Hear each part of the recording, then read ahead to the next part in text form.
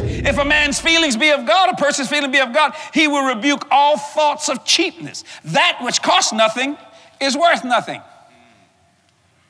Why do things that cost a lot of money last a lot longer? You know, you go buy a beautiful suit and you pay a bunch of money for it. Lord, gee, you almost got to throw it away. It almost goes out of style. But you go down to that dollar store, a couple of people hug you, there goes your shoulders on your suit. How many of y'all went to pay less and walked out, paid less, but before you got the car, you had to pay more because the things were flapping on you? Is that true? Does that make any sense to anybody? That which costs nothing is worth nothing. Notice when you pay for something, good money, you normally take care of it. See? Why? Because it costs something.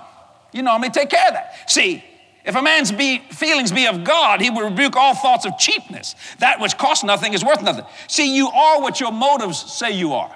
See, David's motive he wasn't looking for a God just to give him something. Nothing wrong with giving people something. Don't misunderstand. Nothing wrong with that. But what I'm saying was, he said his motive was, I'm not going to offer God nothing that doesn't cost me something. Amen. I just got to be a blessing somewhere. Come on. I got to do something somewhere somehow. See, that's a giving heart. That's a cheerful giver. That's a voluntary giver. And God loveth. He doesn't like it. He loveth. So I've lived life without deficits. Now, I've made a lot of missions. Man, I've had some of the biggest missions. I say, I can't say that. Well, I know that because you're always dealing with a budget, and budgets cost you something, and vision brings you something. I didn't come here to raise an offering. I came here to raise a vision. Once you understand vision, then you can complete your destiny and reach your destination. Do you understand what I'm saying? You want a new house, let me tell you something. It's got to be built in your spirit before it ever be built on a lot somewhere.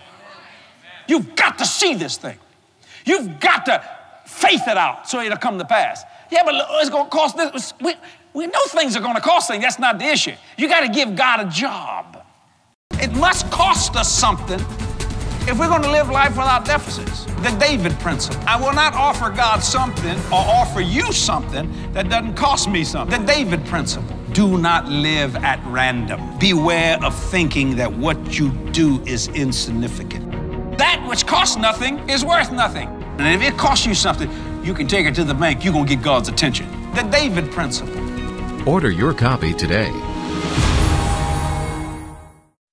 This media is copyrighted by Jesse Duplantis Ministries for the private use of our audience. Any other use of this media or of any pictures or accounts without Jesse Duplantis Ministries' consent is strictly prohibited.